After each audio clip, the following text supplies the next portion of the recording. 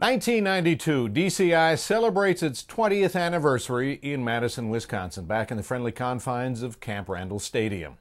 It was the year that Bill Clinton would be elected president over George Bush. I covered Clinton on the campaign trail, and the guy was just tireless as a campaigner.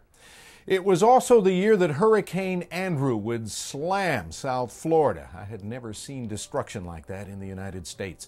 U.S. troops would go on a humanitarian aid mission to Somalia. That would take a dramatic turn in the next year.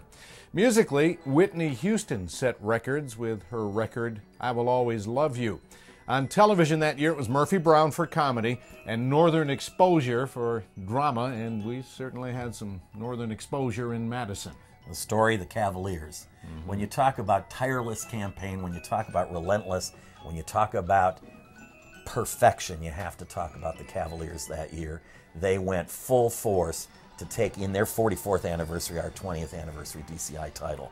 They were terrific in every way, but they were led really by their percussion and by the magic visuals of Steve Brubaker.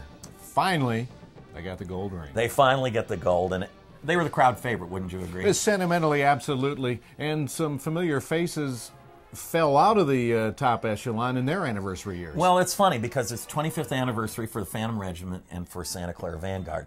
Santa Clara mounts a show with Fiddler on the Roof, Phantom with 1812, two favorites. We talk about character, we talk about identity. This should have worked for them. There should have been a lot of public support for these shows, and in fact it was quite the reverse. They were dismissed as nostalgia. Yeah. We also lost some leaders in the activity that year. This was a tragic year for us. Three great visual artists, Steve Brubaker from the Cavaliers, John Brzali from Phantom Regiment, and George Zingali from the Cadets of Bergen County and Star of Indiana, all die within 18 months of each other. It's such a loss that we barely recover visually, and everybody feels the pain of their units as well as the pain of our own organization in losing them. But the activity continues to percolate, and boy, there were some moments on that field. My personal moment, Blue Devils.